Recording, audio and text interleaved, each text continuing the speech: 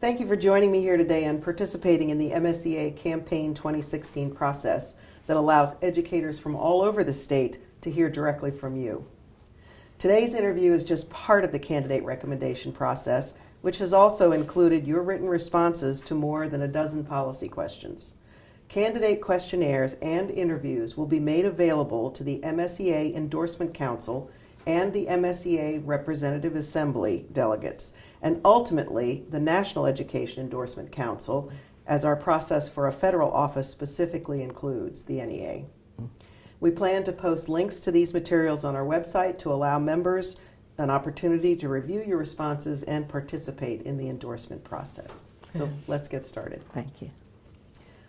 You can use it as an opening statement or just the question. Why do you want to be our U.S. Senator, and why should Marylanders choose you for the job? The reason you choose me is that I am, what you see is what you get. My main priority is children, and that's who I have worked with all of my life, different ages. I feel that public schools should be the highest that they can be in the world. For us in America, we should set the standard for education. Teachers should be esteemed, and it should be reflected in their paychecks. So you should pick me because I really care about families and children and Marylanders, and specifically. Thank you. Mm-hmm. This next question is about your relationship with our organization, the MSEA. MSEA is a union, a professional association, and a social justice organization.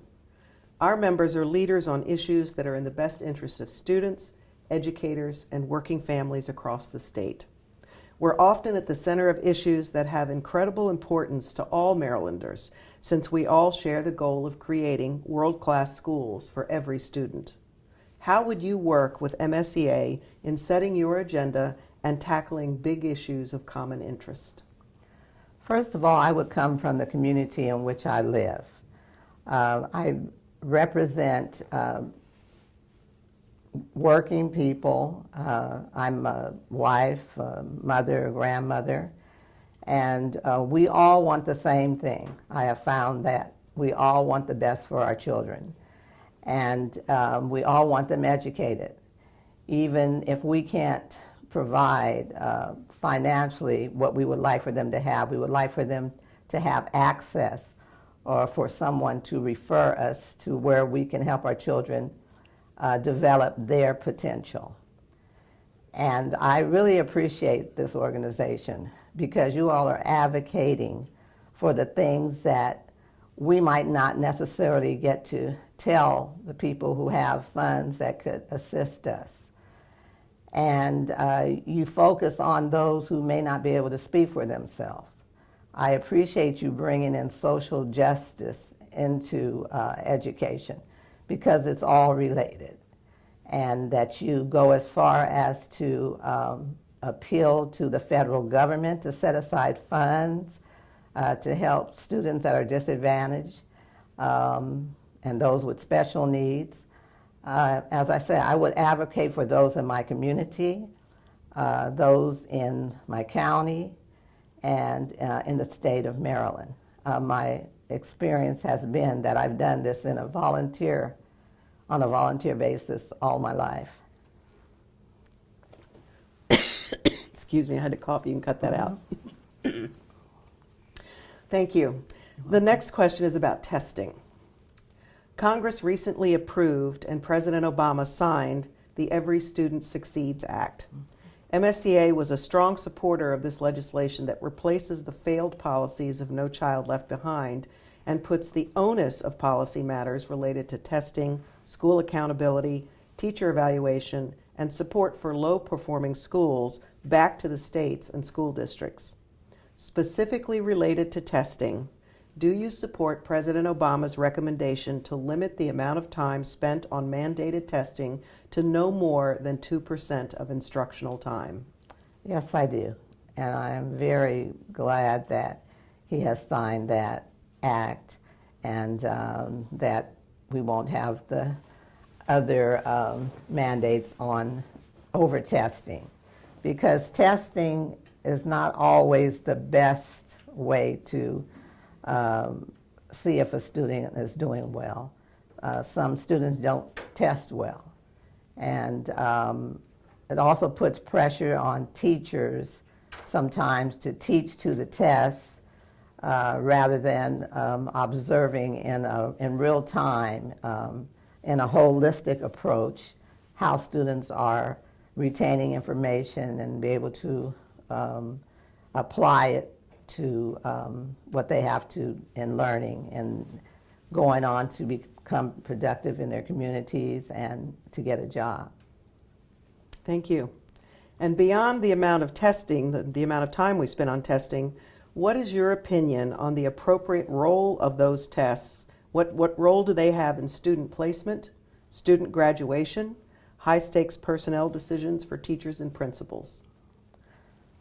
Well, I think that's a part,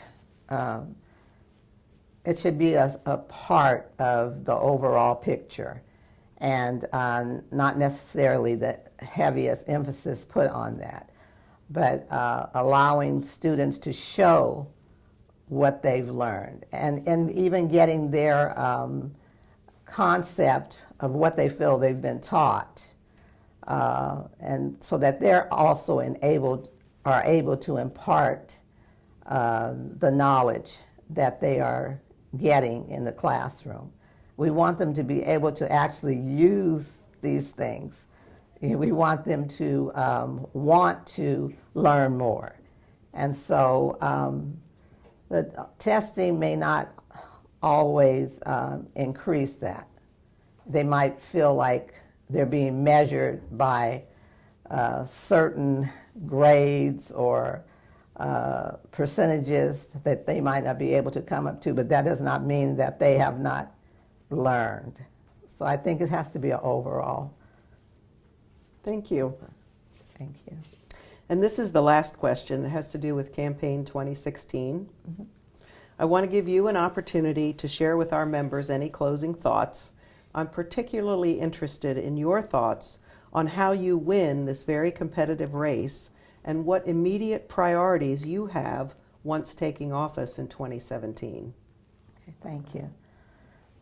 I believe that I can win this election if people know who I am and know what I've done, and that I am dedicated to working for all people, that I'm concerned about our human relations in this country, and that the communication between different groups can be improved, and that I'm so glad that a citizen like myself, I'm a concerned citizen, can actually run for office. I think we have a great government system, and I want to take advantage of this opportunity. You're not going to find anyone that cares more about the children and families in our country, and will work as hard as I will and as I have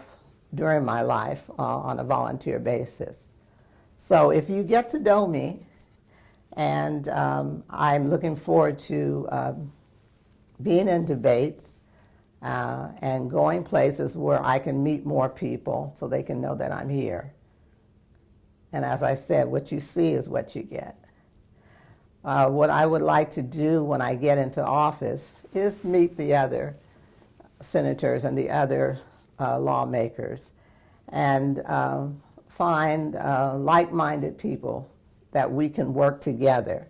I realize that you can't always get everything that you want, but what I will do is build bridges between people, and we will look at what needs to be reinforced, what's on the books and maybe not even being used, and how we can make sure it works for everybody in Maryland. Thank you. That's you. all the time we have for the interview today. I really want to thank you for going through our process, and I want to wish you well on the campaign trail. I appreciate it. Thank you for this opportunity. Thank you.